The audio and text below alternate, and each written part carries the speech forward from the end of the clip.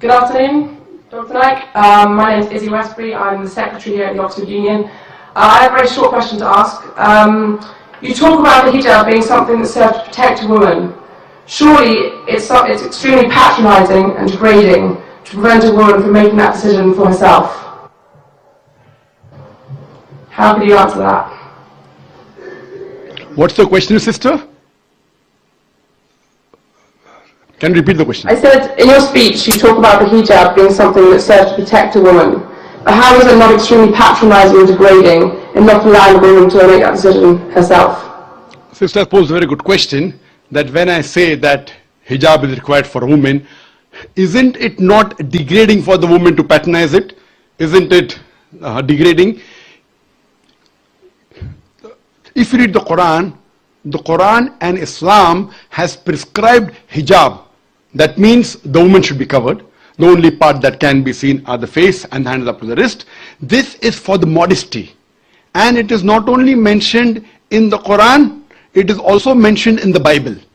If you read the Bible, in the 1 Timothy, chapter number 2, verse number 9, it says that women should be dressed up with shamefacedness.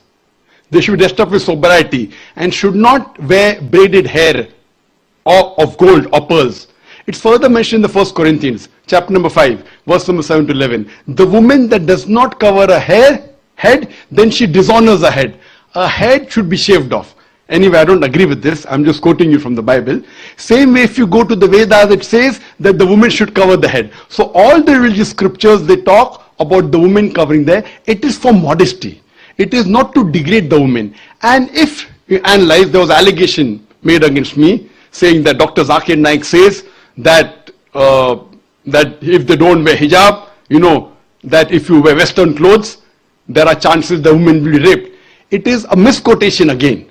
What I said, that if women wear revealing clothes, they have more chances of being raped. What I was doing, the same newspaper, Sunday Times, which spoke against me 1 year before, on the March of 9th, 2009, Sunday Times carried an article.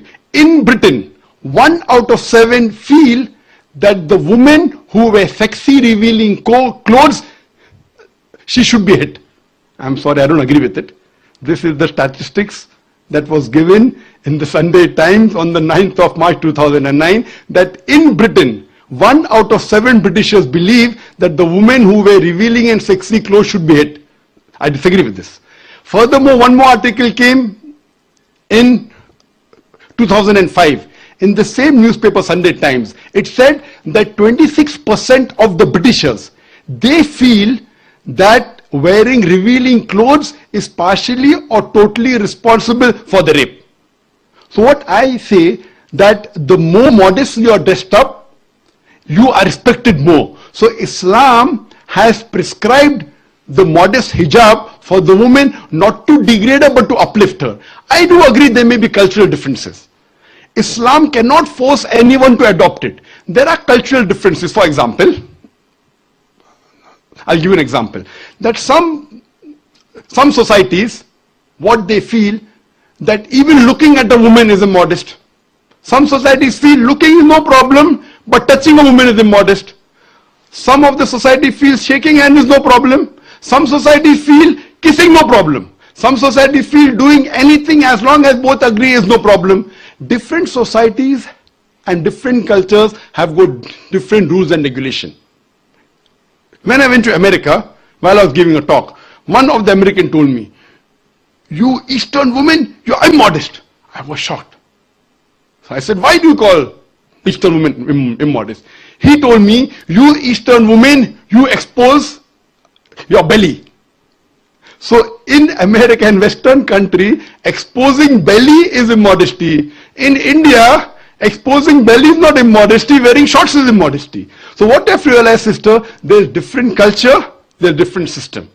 Islam cannot force anyone to adopt. It's clearly mentioned in the Quran in Surah Baqarah chapter number 2, verse number 256, La ikraha fid din, there is no compulsion in religion. But if some women want to adopt the hijab because they feel modest and they feel respected, I feel no other woman should disagree. And when I've been to UK, I've seen hundreds and thousands of women who do cover their hair and who feel that they are uplifted because of this modesty.